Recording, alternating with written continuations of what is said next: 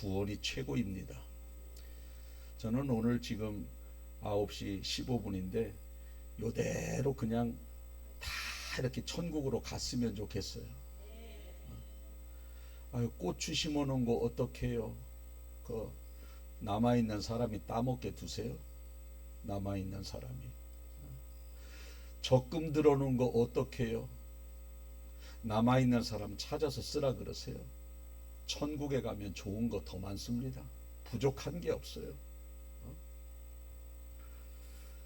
그냥 요대로 쭉 갔으면 좋겠어요.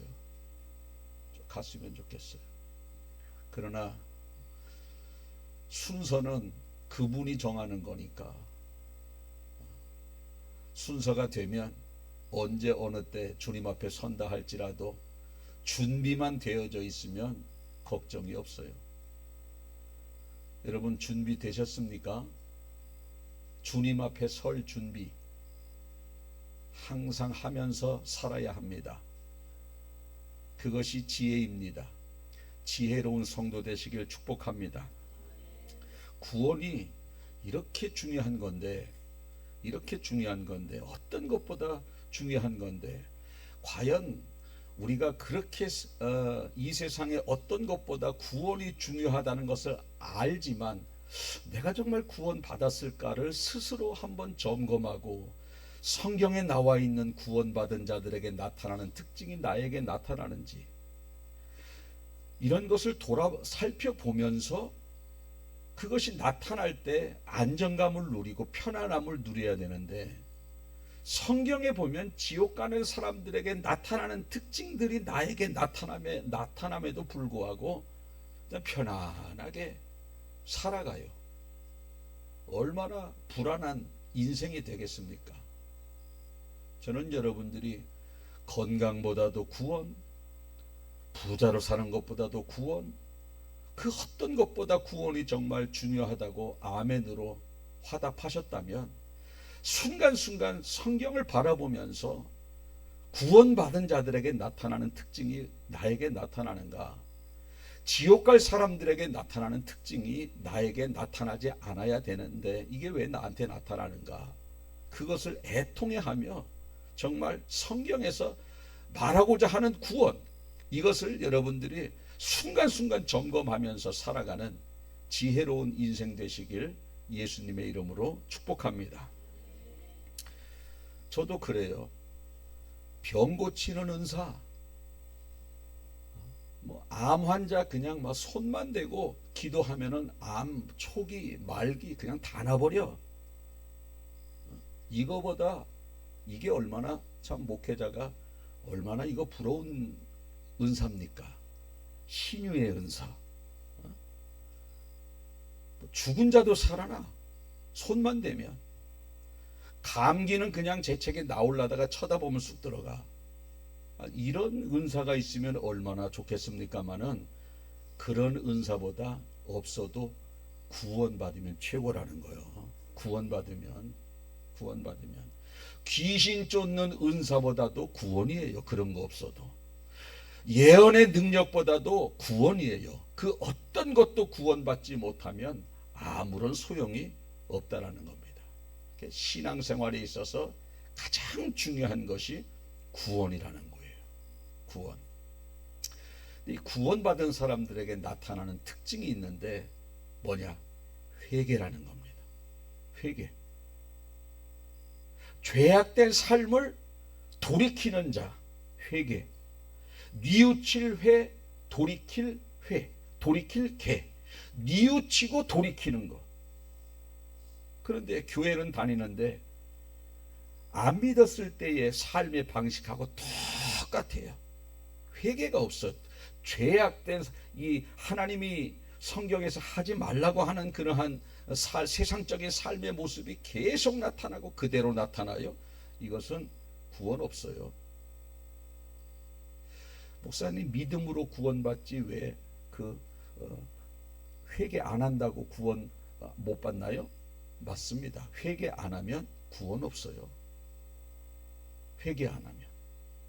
그래서 믿음과 회개는요 같이 가는 거예요. 저 사람이 예수님을 믿었어. 그런데 여전히 세상에 나가서 맨날 그냥 세상적인 삶을 살고, 뭐 옛날에 점 보러 다니는데 점집 가고, 뭐 옛날에 뭐 어디 산으로 들러 놀러 가는 거 다 가고, 뭐 계속 그런 믿지 않았을 때 삶을 계속 산다? 구원 없어요. 돌이키는 삶, 뉘우치고 돌이키는 삶, 회개, 이런 삶을 살아야 구원받은 사람이라는 겁니다. 물론 구원받은 사람도 순간순간 넘어질 수 있어요. 혈기내고 미워하고 시기하고 분노하고 이런 것들이 다 깨닫고 다시 혈기도 또 미움도 시기도 없는 그러한 삶을 살다가 갑자기 또 나올 수도 있는 거예요. 그렇지만 구원받지 못하는 사람은 그냥 그것을 평범하게 여기면서 살지만, 구원받은 사람은 애통해합니다. 그거 애통해해요. 그리고 점점 줄어요, 횟수가. 이게 바로 성화라는 거예요. 성화. 그래서 구원을 여러분들이 점검하실 때, 나는 과연 회개가 있는가, 죄를 돌이키는 그러한 삶을 살고 있는가, 그러다가도 어쩌다가 내가 세상적인 그러한 믿기 전에 감정과 욕심들이 나올 때 애통해하면서 회개하면서 점점 나아지는 그러한 삶을 살고 있는가를 바라보면서 구원의 확증을 얻어야지, 여전히 세상적인 삶을 살면서도 구원받았대, 절대 그렇지 않습니다. 그래서 회개를 구원받은 사람은 회개하고, 회개한 사람이 구원받는 거예요. 회개한 사람이. 아멘.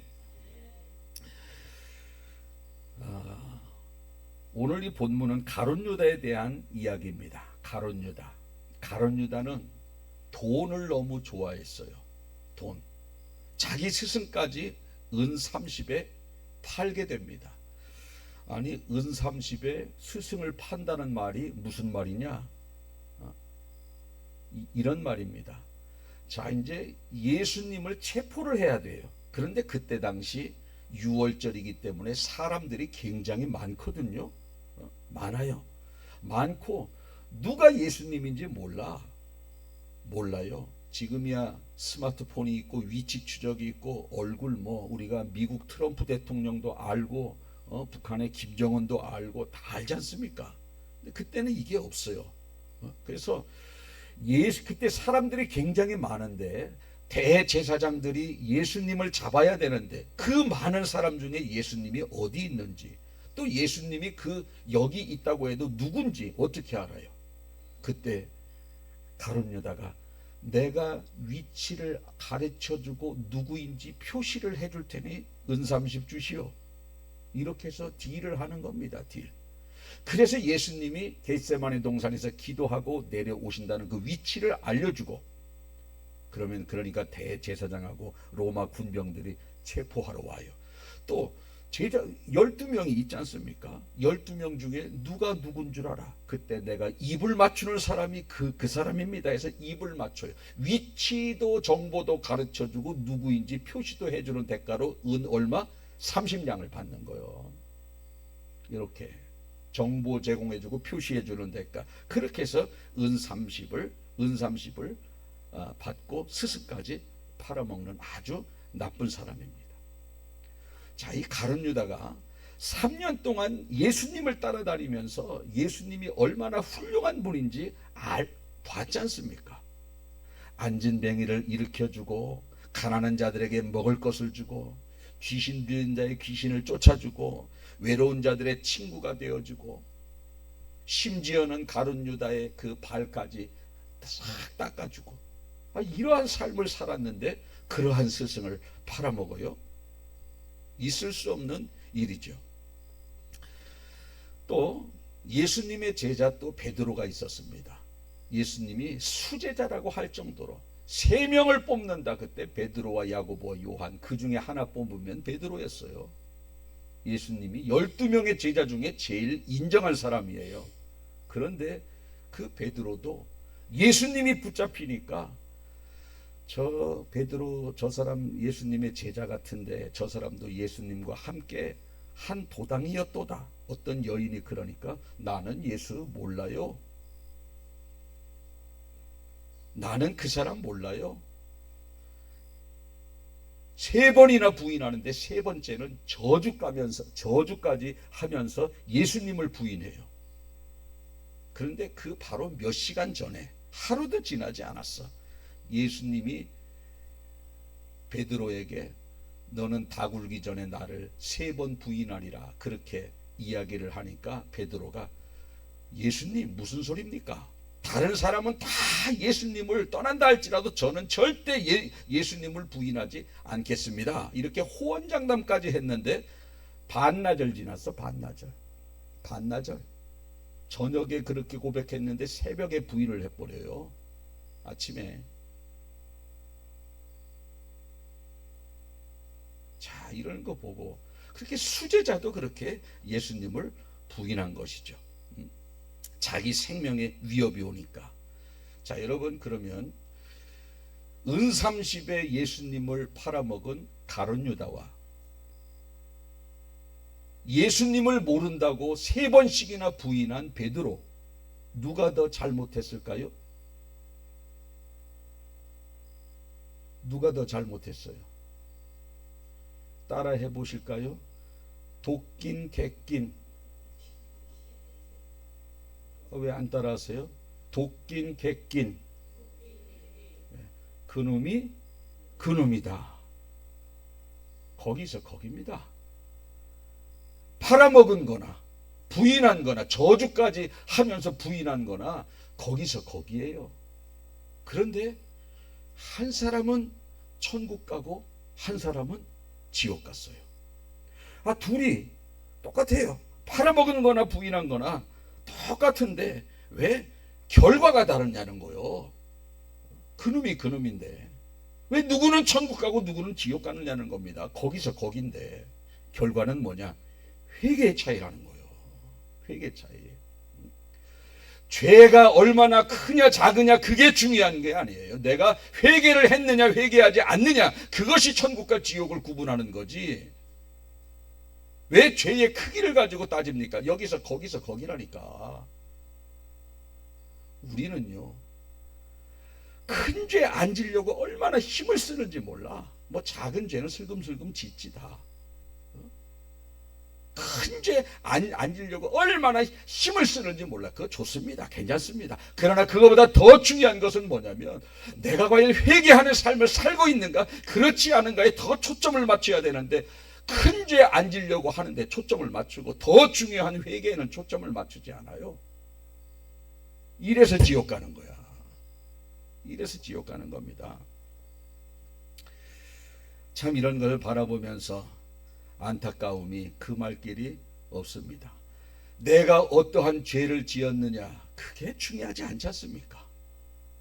회개를 했느냐 안 했느냐 이거입니다. 유다는 엄청나게 크게 뉘우침을 합니다. 얼마나 크게 뉘우치냐면 예수님을 은30에 넘겼는데 이제 예수님이 붙잡혀서 그 중죄, 십자가에 매달려 죽어야 하는 그러한 중죄로 선도가 딱 되니까 눈물을 흘리면서 울면서 뉘우쳐요. 내가 잘못했구나. 내가 저렇게 무죄한 자를 팔았구나 하면서 후회를 하면서 잘못을 인정하고 그 돈, 이 은30이 뭐라고 내가 스승을 팔아먹나 하면서 다시 갖다 줘요. 그런데 안 받아. 안 받으니까 그들이 있는 성소에 던져놓고 얼마나 죄책감이 컸는지 목숨을 끊어버려요. 목숨을 끊어버려. 뉘우침. 뉘우치는 거 소용없어요. 회개해야 되는 거예요. 베드로도요, 닭이 울면서 본인이 3번 부인한 게 생각이 나가지고 눈물을 흘리면서 하나님 앞에 회개를 합니다. 그 다음에 예수님이 나타나서 내 양을 치라, 내 양을 먹이라 했을 때 아멘으로 하고 남은 인생 십자가를 지면서 순교하는 삶을 살지 않습니까? 죄를 지었을 때 그냥 뉘우치는 걸로 끝나느냐, 아니면 뉘우침으로 끝나는 것이 아니라 다시 예수님께 돌아와서 말씀대로 살아가는 순종하는 삶을 사느냐, 그게 중요하다는 겁니다. 그게 중요하다는 거예요. 오늘 많은 사람들이 죄의 크기만 생각해요. 회개는 생각하지 아니하고 죄의 크기만 생각합니다. 그거 소용없어요. 소용없습니다. 구원을 결정짓는 것은 회개이지 죄의 크기가 아니라는 거예요.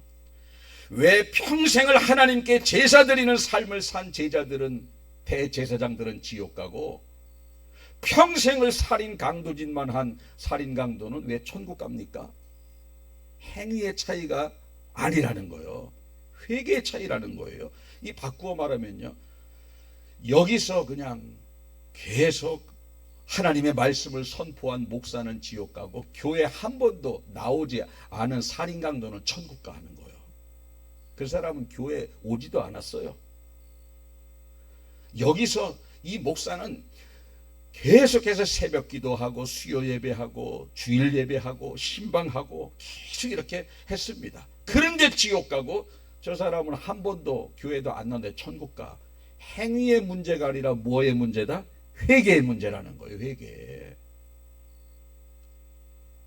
저는 여러분들이 내가 또 이런 내가 더 열심히 해야지, 더 내가 교회를 위해서 큰 일을 해야지, 기도 많이 해야지, 하나님 앞에 헌신 많이 해야지, 열심히 하는 것도 중요하지만 더 중요한 것이 회개라는 거예요. 회개. 회개. 열심히는 뭐 대제사장들 얼마나 열심히 해요? 성전에서 살았지. 그렇지만 그들은 지옥 가고 살인 강도가 천국 가는 건 뭐냐? 열심이 아니라 회개라는 거예요. 열심이 아니라. 죄가 얼마나 크냐 작으냐가 중요한 것이 아니라 회개를 했느냐 안 했느냐가 중요하다는 거예요. 저는 여러분들이 그래 열심히 해야지, 좋습니다. 말씀대로 살아야지, 기도해야지, 좋습니다. 그거보다 더 중요한 것은 내 속에서 분노가 일어나고 이것을 그냥 무마시키지 말고 그것을 가지고 애통해하면서 회개하면서 말씀대로 살면서 또 변화되어 또 성화되고, 또 그런 것이 가끔 나타나면 또 회개하고 또 변화되어지고, 그러한 회개에 초점을 맞추는 여러분들 되시길 축복합니다. 그것이 제대로 된 신앙생활을 하는 거다, 이렇게 말씀드릴 수 있겠어요. 자, 회개한 베드로는 천국 갔고 뉘우치기만 한 가룟 유다는 지옥 갔어요. 그런데 성도들 보면은요, 어떤 사람은 뉘우침도 없어. 남 탓만에 남 탓.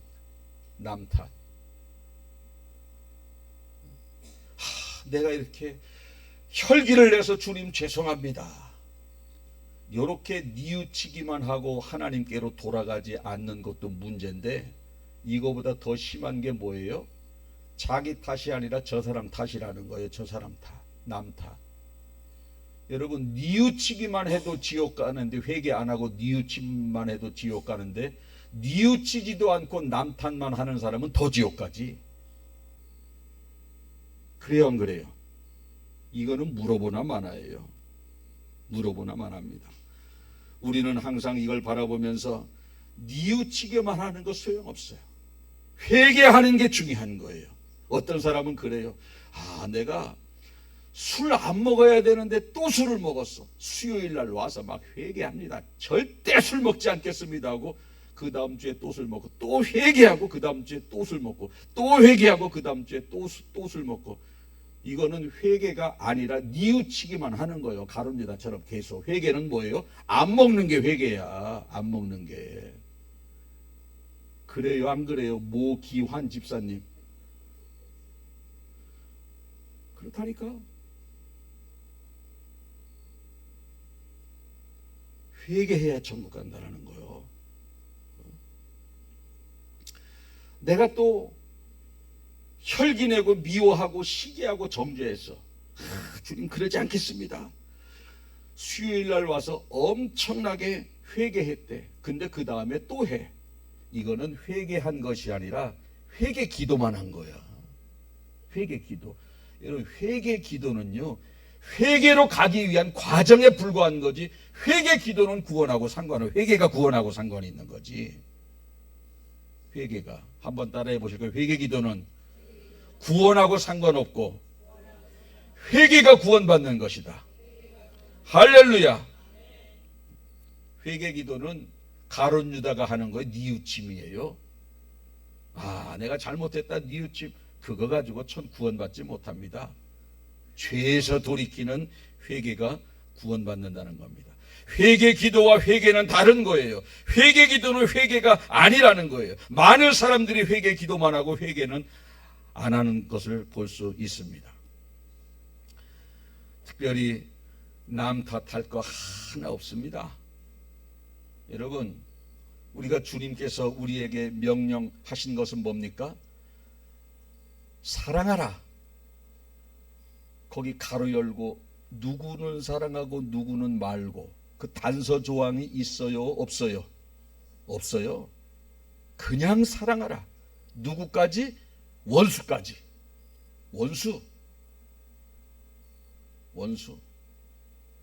원수까지 사랑하라.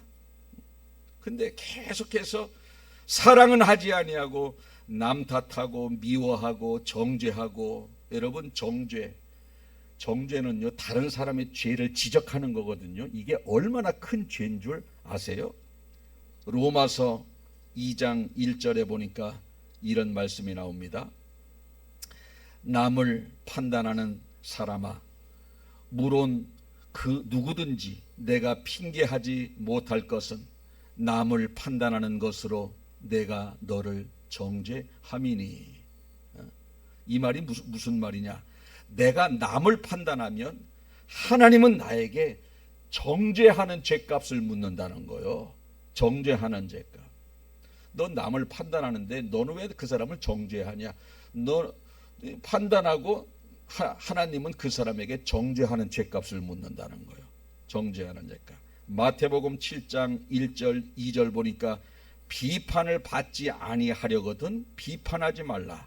너희가 비판하는 그 비판으로 너희가 비판을 받을 것이요 너희가 헤아리는 그 헤아림으로 너희가 헤아림을 받을 것이니라.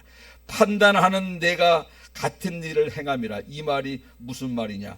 남의 실수를 용납하지 않는 사람은 나중에 그 사람도 하나님 앞에서 자비 없는 심판을 받는다는 거예요. 아니, 저 사람의 잘못을 용서 안 해. 그러면 하나님 앞에 섰을 때 하나님도 나의 잘못을 용서하지 않는 이러한 죄값을 받는다는 겁니다. 얼마나 이게 무서운 하나님의 말씀입니까? 예수님이 뭐라고 해요? 간음하다 현장에서 붙잡힌 여인을 갖다 놓고 너희 중에 죄 없는 자가 돌로 치라. 이 여자 간음한 여인 맞아요. 간음한 여인은 그 당시 율법에 돌로 쳐 죽이게 되어져 있는데 다 돌을 들고 있어. 이 여자 간음한 거 맞아. 죄 없는 사람이 쳐라. 이게 뭔 말이에요? 너희들도 죄 있잖아. 왜 저 여자 저렇게 돌 들어? 돌 내려놓고 가. 그 말이라는 거요. 그 말이라는 거요. 우리가 누굴 판단하고 누굴 정죄해요? 나도 죄 있는데. 엄청나게 이런 부분들을 정죄하지 말라는 거예요. 여러분, 잘 생각해 보시길 바랍니다.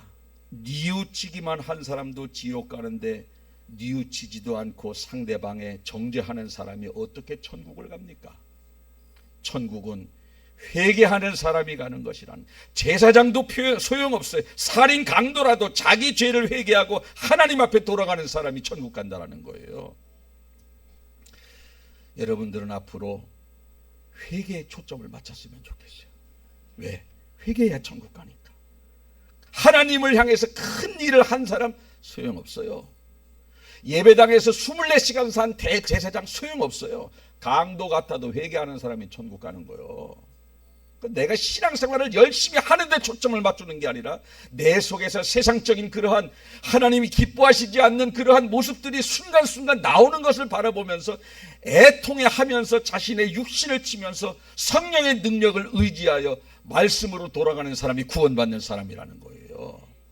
여기에 초점을 맞춰야지. 왜? 구원이 제일 중요한 거니까. 신앙생활하면서 나쁜 습관 버려야 됩니다. 회개해야 됩니다. 믿기 전에 악한 생각들, 성령의 능력을 의지해서 선한 생각으로 바꿔야 되는 거예요. 믿기 전에 남 탓했던 사람이 성령의 능력을 의지해서 내 탓이요로 바꿔야 된다는 겁니다. 믿기 전에 남을 정죄했던 사람들이 믿은 이후에는 그 사람을 불쌍히 여기면서 기도하는 사람으로 바뀌어져야 된다는 거예요. 이것이 바로 회개라는 겁니다. 이제 말씀을 맺으면서 여러분, 열심보다 뭐에 초점을 맞춰라? 회개에 초점을 맞춰라. 열심히 하는 거 중요한 거 열심히 해야죠. 그러나 더 중요한 것이 뭐냐면은 회개라는 거예요. 회개라는 거예요. 대제사장은 지옥 같고 왜 저렇게 강도가 천국 갔는가? 무슨 차이인가? 회개의 차이다. 나는 그럼 회개하고 있는가? 가룟 유다처럼 뉘우치기만 하고 있지는 않는가? 예수님께로 돌아가는 회개, 온전함으로 돌아가는 회개, 그러한 회개의 모습이 여러분들 가운데 있기를 예수님의 이름으로 축복합니다. 아멘. 기도하겠습니다. 살아계신 하나님 아버지, 고맙고 감사합니다. 오늘은 가룟 유다가 어떻게 3년 동안 예수님과 함께 동고동락했는데 그렇게 선한 분을 은 30에 팔을 수가 있겠습니까? 베드로도 역시 수제자이고 예수님께 가장 인정받은 그러한 사람이었는데 다른 사람은 다 주님을 버릴지라도 저는 결단코 주님을 버리지 않겠다라고 호언장담했는데 반나절 만에 주님을 3번이나 모른다고 부인하고 마지막에는 저주까지 하면서 예수님을 모른다고 부인했습니다. 베드로나 가룟 유다나 비슷합니다. 그러나 그들의 결과는 천국과 지옥이었습니다. 차이가 무엇인가? 회개라는 것입니다. 오늘 이 말씀을 듣고 우리가 신앙생활 열심히 하고 또 최선을 다해서 살아가고 있지만 우리도 잘못 있고 누구의 잘못이 더 크고 누가 더 거룩하고 누가 덜 거룩하냐 여기에 초점을 맞추는 것이 아니라 회개하고 있느냐 그렇지 않고 있느냐 나의 신앙이 거기에 초점을 맞추는 성도들이 되게 하여 주시옵소서. 아무리 악하게 사는 사람이라 할지라도 회개하는 사람은 구원받는 사람이요 아무리 눈에 보일 때 선하게 사는 사람이라 할지라도 회개하지 않는 사람은 버림받은 사람이라는 것을 깨달아 알게 도와주셔서 이제부터는 우리의 행위에 초점을 맞추는 것이 아니라 열심에 초점을 맞추는 것이 아니라 회개에 초점을 맞추는 성도들 다 되게 하여 주시옵소서. 감사드리며 예수님의 이름으로 기도하옵나이다. 아멘.